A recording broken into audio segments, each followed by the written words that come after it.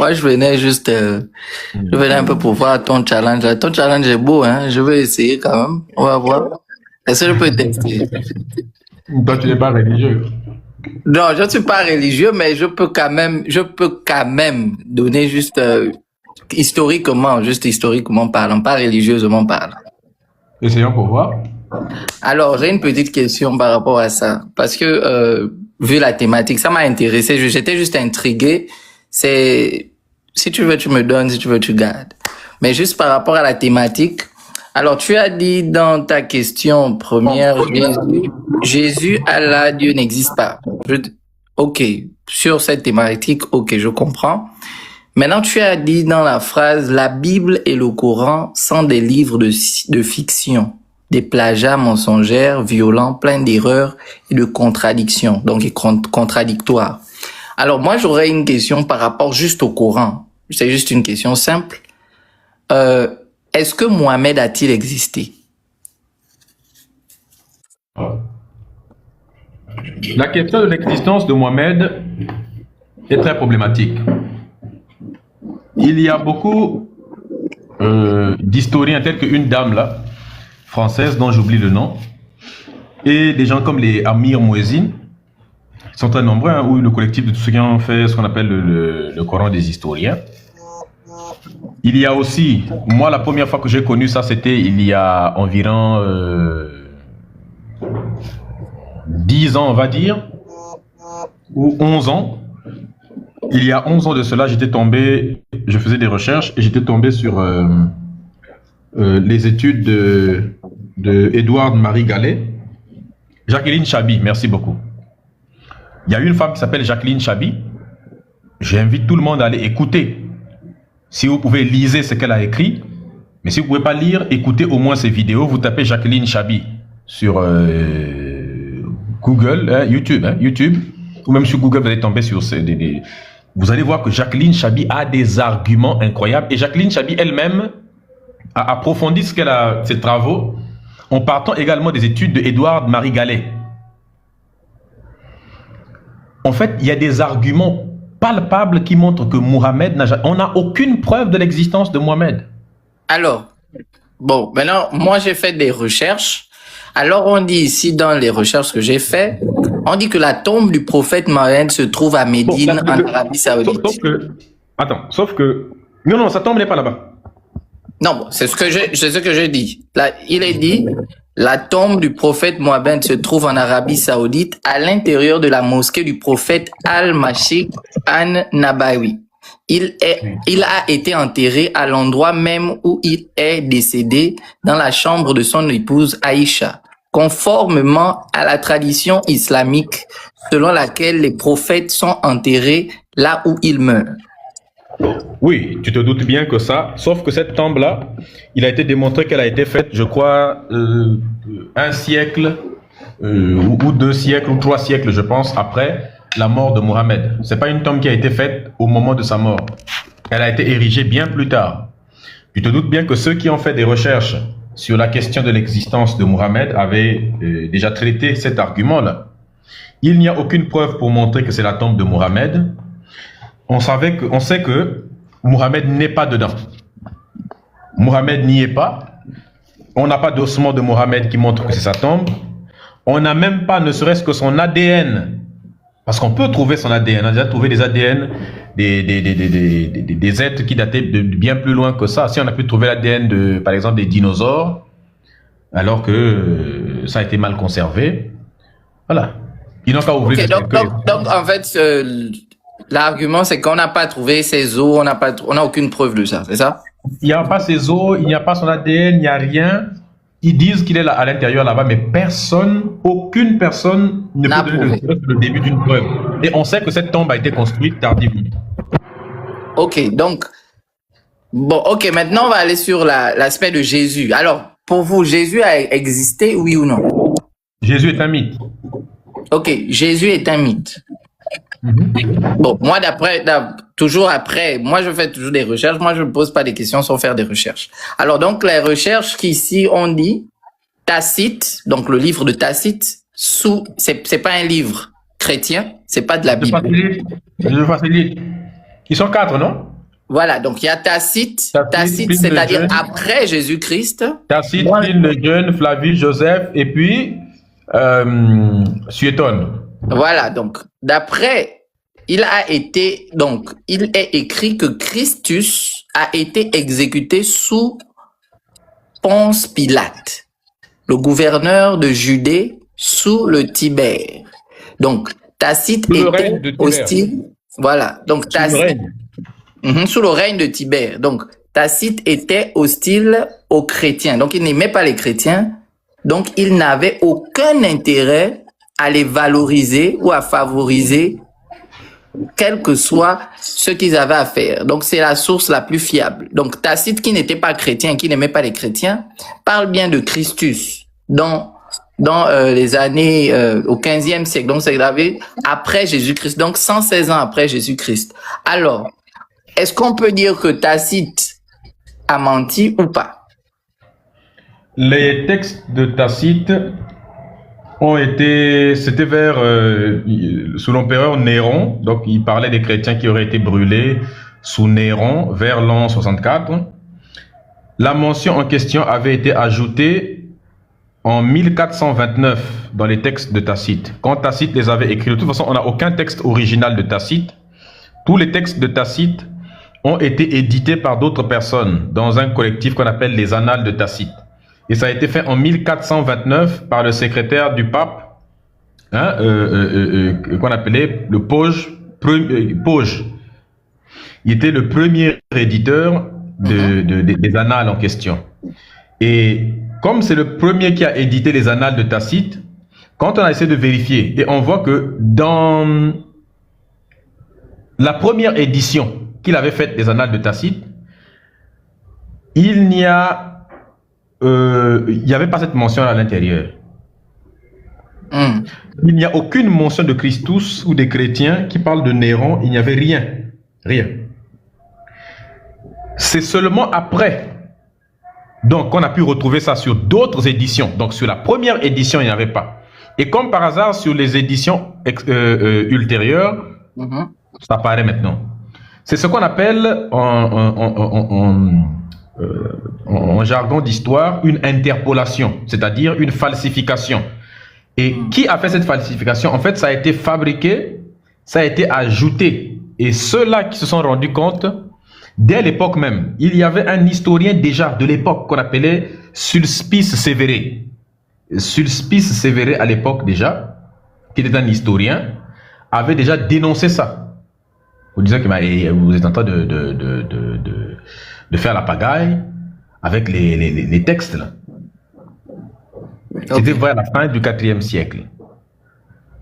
Donc on sait que c'est une interpolation. Et en plus de ça, Tacite, qui est né, je ne sais pas si c'est en 55 et puis mort vers 120, un truc comme ça, il n'est pas né donc à l'époque de Jésus-Christ, il est né après Jésus.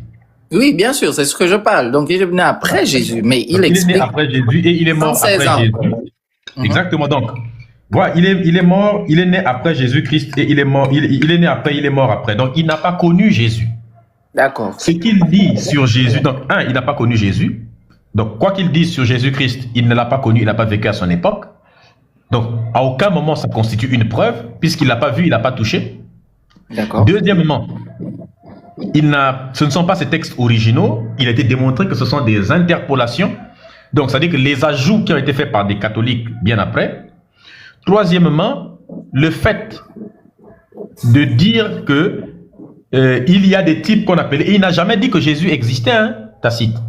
Tout ce que Tacite a dit, c'est qu'il y avait des gens qui étaient, qu'on appelait des chrétiens, qui ont été brûlés à Rome par l'empereur Néron, parce qu'ils priaient un Dieu appelé Jésus. À quel moment c'est une preuve? Bon, moi je dis par rapport au livre, hein, je ne sais pas quelle édition c'est, mais par rapport au livre, il disait juste que Christus a été exécuté sous Ponce Pilate. C'est un peu une petite référence à l'histoire de la Bible. Bon, ça c'est juste une histoire, on ne croit pas en ça. Mais il n'était pas... Oui, mais il ne confirmait pas, il n'était pas en train de confirmer ça. Il était en train de dire que le Dieu des personnes qui ont été brûlées à Rome par Néron priait le fameux Christus. Et dans leur foi, le Christus en question avait été crucifié sous Ponce Pilate à l'époque. Il est en train de relater ce que disent les chrétiens.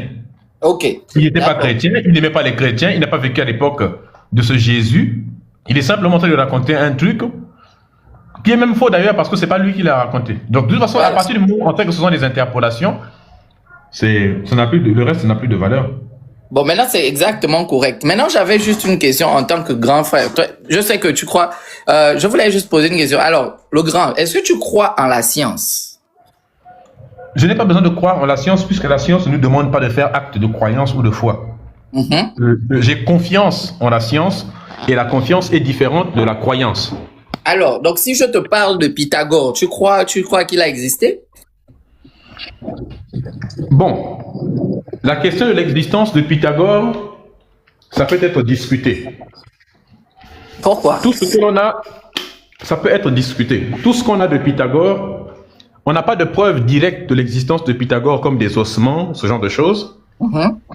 Mais tout ce qu'on a de Pythagore, ce sont des récits faits par d'autres personnes. Donc pour toi, Pythagore n'a pas existé, ni Thalès, ni... Non, je ne dis pas que Pythagore n'a pas existé. Pour moi, que Pythagore ait existé ou pas, ça n'a pas beaucoup d'importance parce que il y a personne qui prie Pythagore et Thalès. Et de toute façon, on sait que parce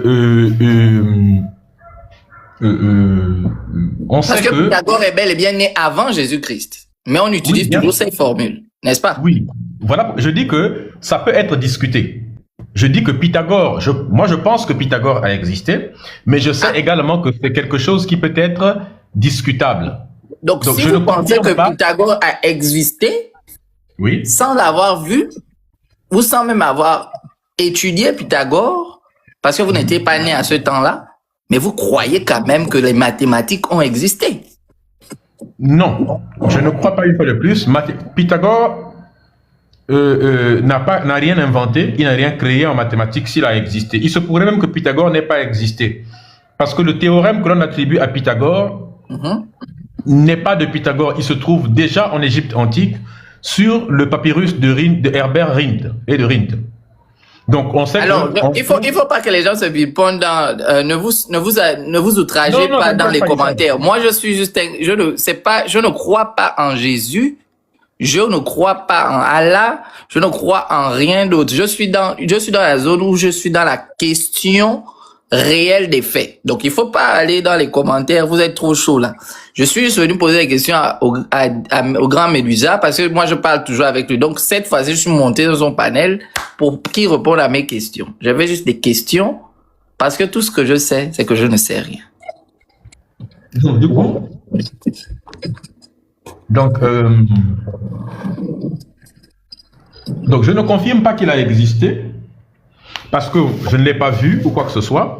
Si quelqu'un vient me donner des preuves, vient me dire qu'en fait Pythagore n'a pas existé et que la personne a des arguments, je ne suis pas en mesure, enfin, je vais lui présenter ce que l'on donne, c'est-à-dire que ce que je sais moi de Pythagore, ce que l'on dit de lui, mais je suis conscient d'une chose, tout ce que l'on sait de Pythagore, on le sait à travers des personnes qui ont parlé de lui. Exactement. Donc, par exemple, et lui-même... Et là, vous répondez directement à la question. La seule chose qui est attribuée à Pythagore, à part directement, à part tout ce que les gens disent, non, le théorème, tout cela, c'est seulement une lettre. Mais Thalès a aussi existé.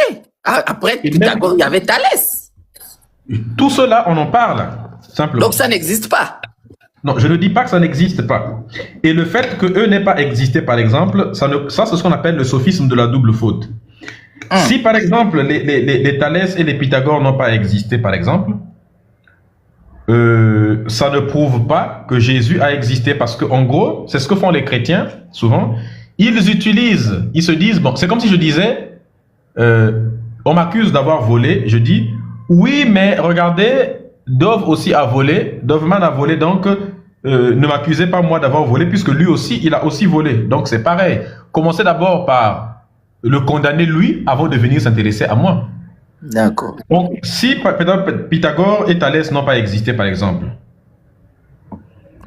en quoi ça implique ça change rien sur l'existence de Jésus, en fait.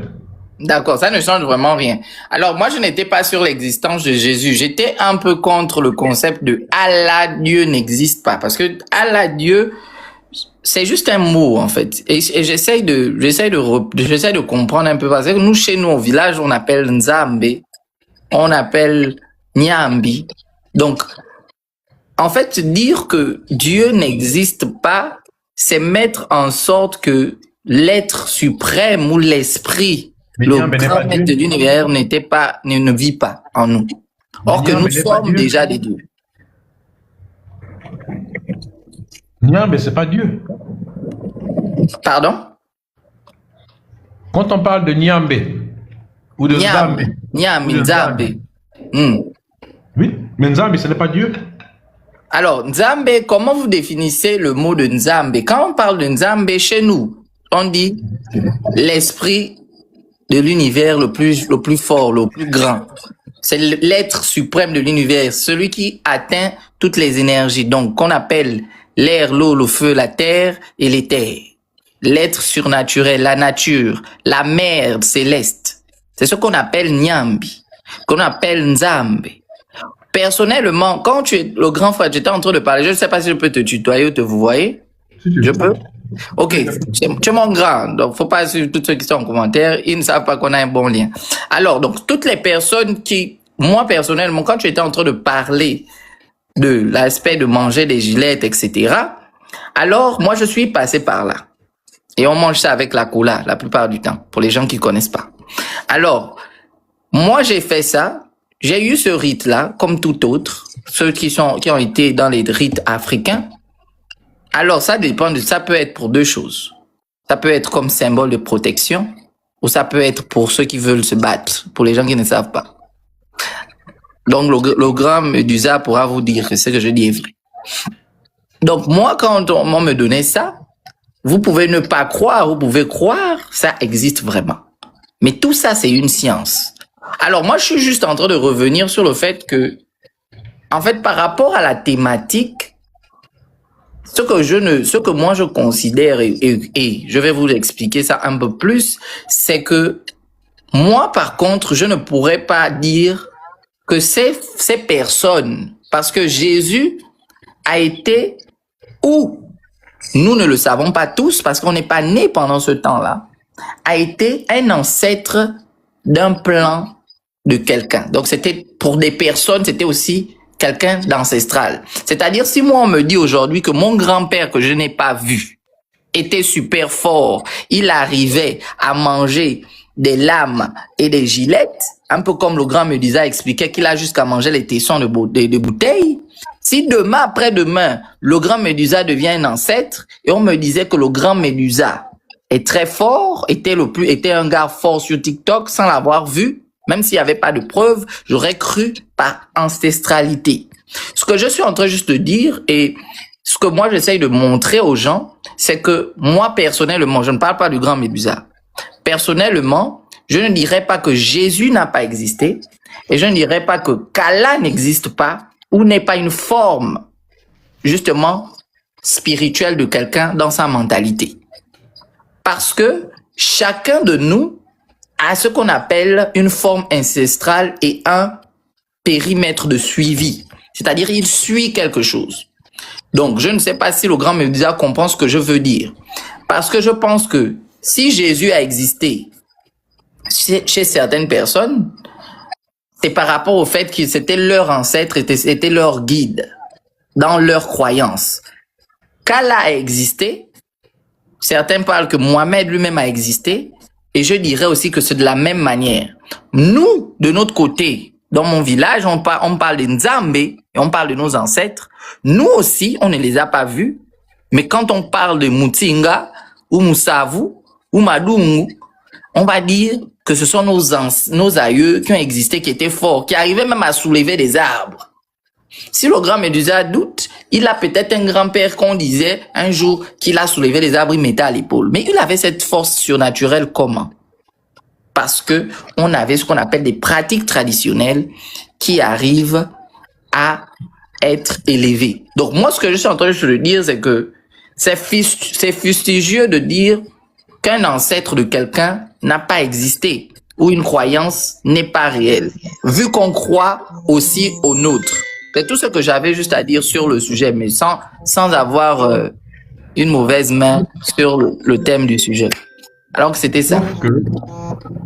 Sauf que le seul problème, c'est que tout ceci aurait pu être vrai si l'histoire n'avait pas démontré que ce n'est pas vrai. Parce que Jésus n'est pas leur ancêtre, justement. Jésus est urgent comment?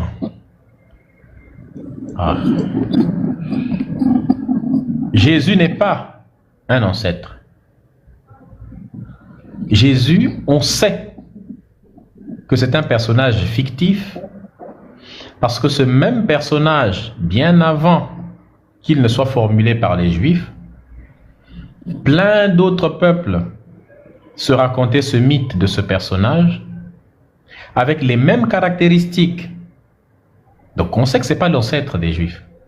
Donc quand on dit que Jésus n'a pas existé, ce n'est pas qu'on nie leur ancêtre ou quoi que ce soit, non.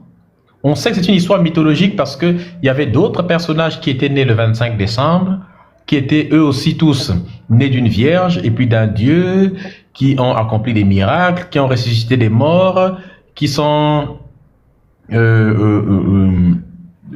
qui... On ne connaît pas leur vie depuis le jeune âge jusqu'à l'âge de 30 ans, puis ensuite on commençait à accomplir toute une batterie de miracles, qui disaient que c'est les enfants de leur papa qui est donc Dieu, hein, les enfants de Dieu, qui se baladaient avec 12 compagnons, hein, 12 mecs qui prétendaient soigner des malades, ressusciter des morts et tout ce que vous voulez, qui disaient qu'ils étaient le chemin, la vérité, la vie, qui sont morts, qui sont ressuscités, morts en martyrs, tous, hein, ressuscités le 3e jour, et ils siègent à la droite du Père. C'est la même chose. Comme Osiris était mort, il est ressuscité le 3e jour après sa mort, et il siège à la droite de son père, le grand Dieu. Ça, c'est l'histoire égyptienne. Osiris, c'est l'histoire complètement égyptienne. Quand on va maintenant, mais si on part maintenant chez Osiris, on va intégrer les Kémites. Tout simplement. Non, je sais pas. Là, ça va faire un hors-sujet. Ce que j'essaie d'expliquer, c'est que c'est le cas de Osiris, mais il y avait aussi le cas de Attis, il y avait le cas de Dionysos. Hein, exactement. Dionysos, il y avait le cas de Mitra, il y avait le cas de Krishna, il y avait le cas de Bouddha. Tous ces personnages. Voilà, donc. Non, mais par contre, Bouddha, il ne ressuscitait pas les morts quand même. Bah, c'est-à-dire que Bouddha était fils d'un roi. Il est né d'une vierge, d'une femme vierge et puis d'un dieu. Il a multiplié 500, il a nourri tout un groupe de personnes avec, il a multiplié, je crois, 500 pains. À partir d'un seul pain, il a multiplié 500 pains avec un peu de poisson pour nourrir un groupe de personnes. Il était charpentier, fils de charpentier, je crois que, je sais pas, un truc, charpentier. Il a été transfiguré sur la montagne. Quoi encore? Lui aussi, il était ressuscité. Il siège à la droite de son père. Bouddha disait lui aussi qu'il est le chemin, la vérité et la vie. Tous ces éléments-là. Donc, on sait que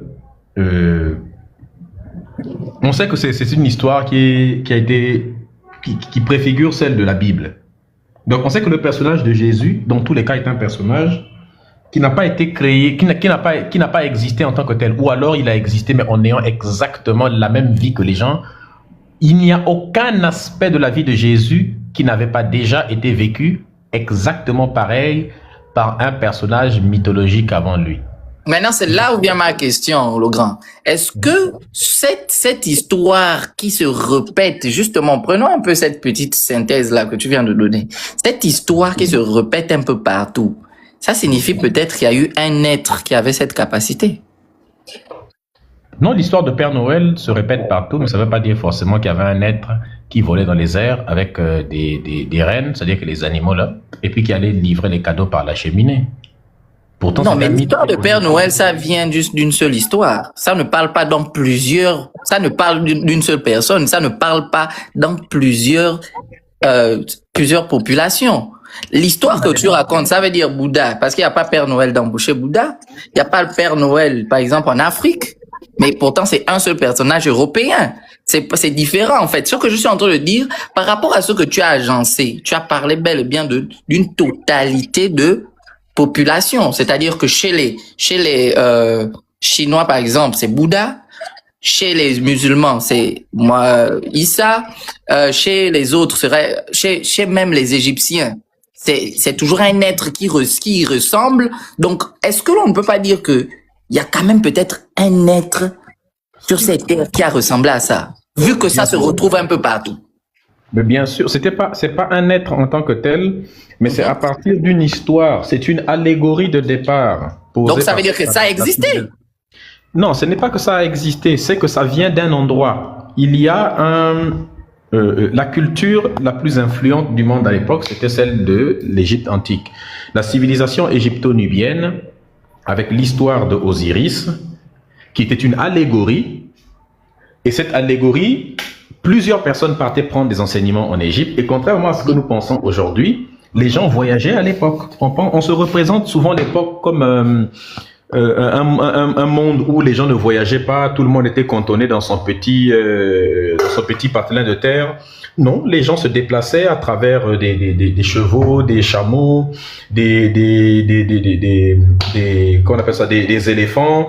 On dressait des animaux, des ânes. Les gens faisaient des kilomètres et parfois à pied.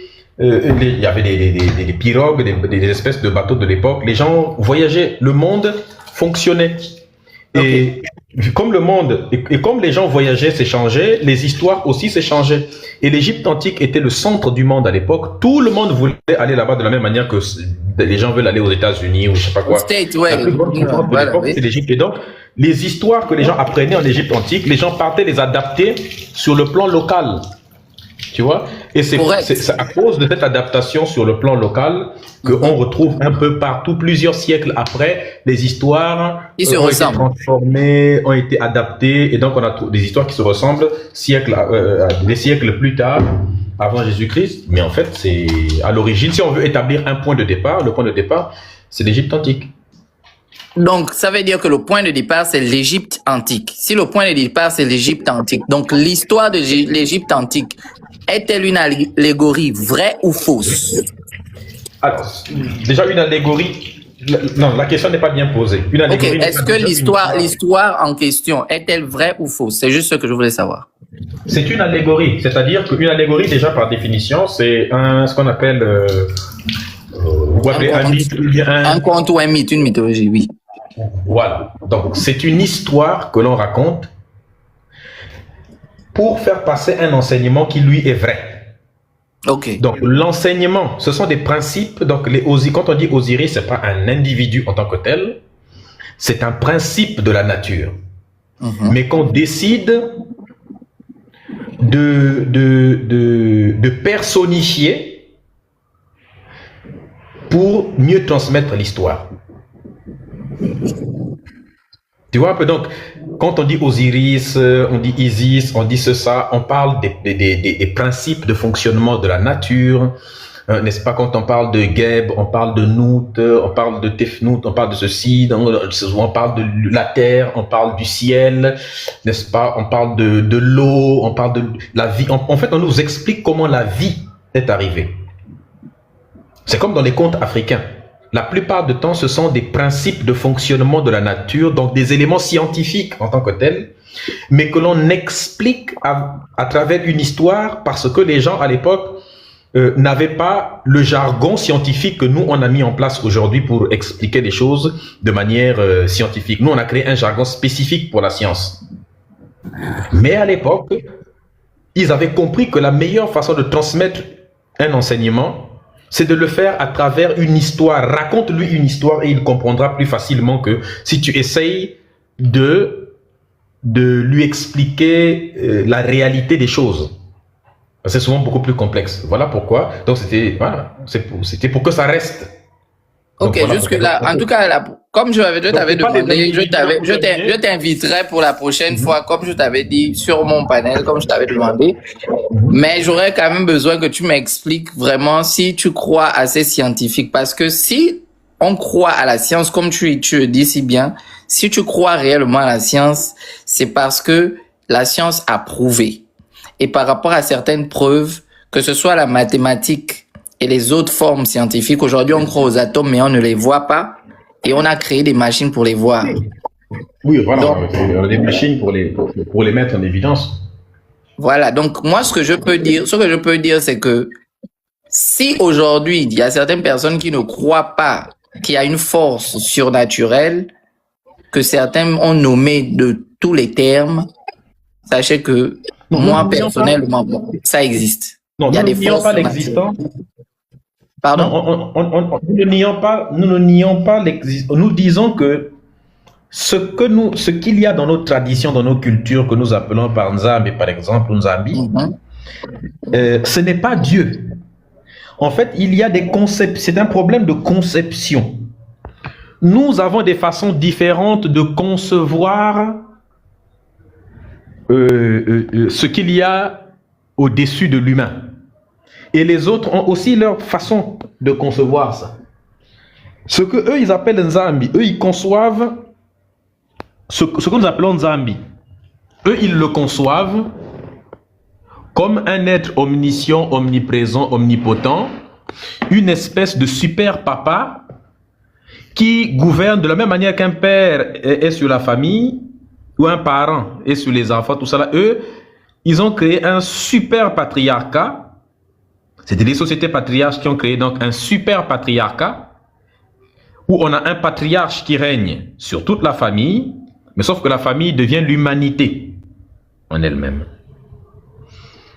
Et donc Dieu le Père, n'est-ce pas? Ça induit une notion de Bangala à l'intérieur parce que Dieu le Père. Et si vous leur dites, mais pourquoi pas Dieu la Mère ou bien Allah, elle a créé, ils se fâchent. Pourtant, ils disent non, mais Dieu n'a pas de sexe, mais il faut le dire au masculin si vous essayez de le dire de manière neutre.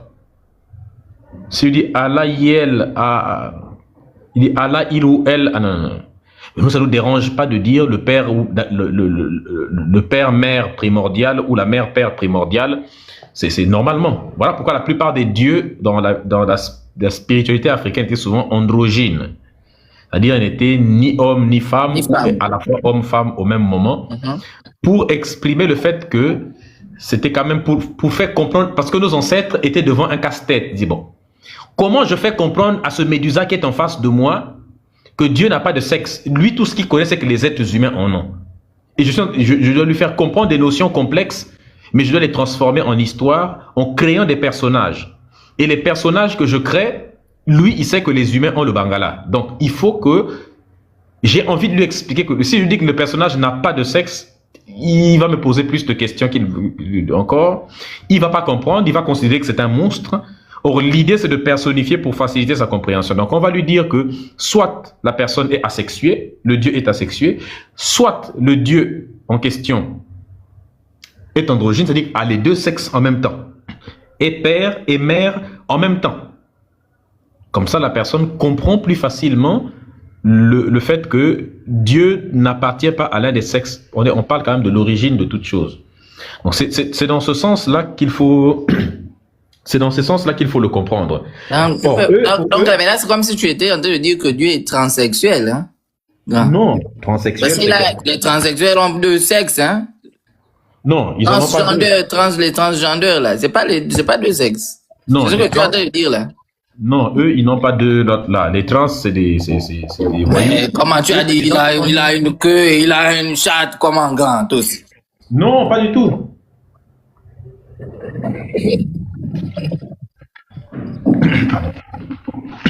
Ça, c'est des hermaphrodites. Quelqu'un qui est né avec les deux. Parce que ça existe, quelqu'un qui est né avec le trou et la perche en même temps. Les trous et le bâton en même temps. Ça, c'est naturel. Il y a des trucs comme ça où des gens naissent avec les deux. Les trans n'ont pas deux.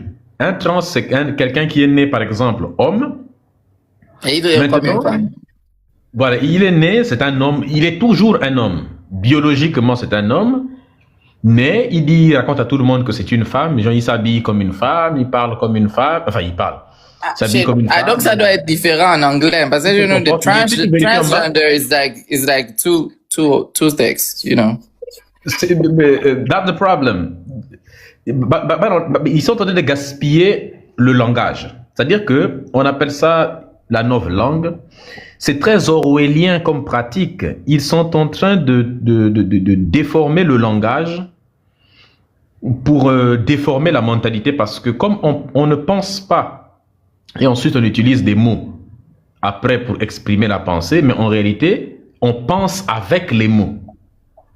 Donc, quand on vous enlève certains mots, on vous enlève la pensée. Quand on vous ajoute les mots, on vous ajoute la pensée. Quand on vous change les mots, on vous change votre façon de penser aussi. Donc, c'est une manipulation du langage qui, pour ceux qui ont déjà lu George Orwell dans 1984 avec la notion de ce qu'on appelle la nouvelle langue, savent un peu ce que je dis. Donc, c'est comme ça que ça se passe. Donc, par exemple, je donne souvent un exemple très bien, c'est celui de collaborateur. On disait employé, employé, mais si tu dis employé, ça, dans la tête de quelqu'un, ça sonne tout de suite quelqu'un qui est sous les ordres de quelqu'un. Quelqu'un qui est sous un rapport hiérarchique.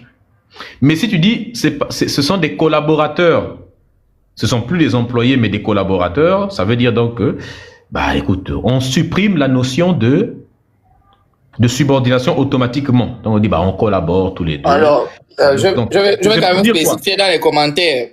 Non, laisse avoir des commentaires. Non, laisse avoir des commentaires. Attends, c'est très important. Oui, vas-y. C'est pour dire quoi? C'est pour dire que, donc, eux aussi, ils disent transgender comme si il y avait deux genres dans la personne, mais en fait, non. C'est parce qu'ils trouvent que non, le mot transsexuel, il y a trop la dimension du sexe à l'intérieur, mais en fait, il n'y a que, comme si on les limitait uniquement au sexe pourtant, ils sont limités eux-mêmes que à ça. C'est quelqu'un qui est né avec le Bangala, qui en a toujours parfois, mais qui décide de dire que je fais partie du genre féminin, alors que tu entends sa voix, il n'y a rien de féminin. Si vous lui faites un test ADN, il n'y a rien de féminin, c'est le chromosome Y, parce que toutes les personnes qui disent « ouais, moi je suis homme, je suis femme », ils ne peuvent pas changer leur ADN. C'est pourquoi il faut faire à Brigitte Macron un test ADN pour savoir définitivement cette histoire-là, si c'est une vraie femme ou c'est un vrai homme, parce qu'il peut faire ce qu'il veut, elle peut faire ce qu'elle veut, mais en fait, au fin du compte, l'ADN ne trompe pas. Donc, les transsexuels, c'est en général quelqu'un qui a le Bangala, mais qui est parti mettre des implants dans la poitrine pour avoir les seins comme les femmes, mais c'est des faux seins, quoi, des implants comme ça. En tout cas, c'est bon. J'ai eu ma dose ce soir. En tout cas, j'aurai le temps de bien discuter avec toi personnellement. Quand tu sauras venir sur mon panel, on va bien discuter dessus. Je t'avais dit que je devais venir et te poser quelques questions. Bon, j'aurai encore plus de questions dans l'avenir. Si personnellement, si tu es chaud, tu viendras. Sinon, je passerai ici encore une fois de plus. Ok, il n'y a pas de souci. On viendra. On va trouver un temps. Yeah, tu m'écris ça. Moi, je t'ai écrit en tout cas sur Dieu Medusa. Ah, ok. Tu me répondras seulement, tu me feras signe. Oh, la famille. Sachez que on est là juste pour la connaissance. On n'est pas là pour se battre. Je suis là juste pour apprendre comme vous. Tout ce que je sais, c'est que je ne sais rien. Donc, allez, passez une bonne soirée. Merci beaucoup. Allez, bonsoir.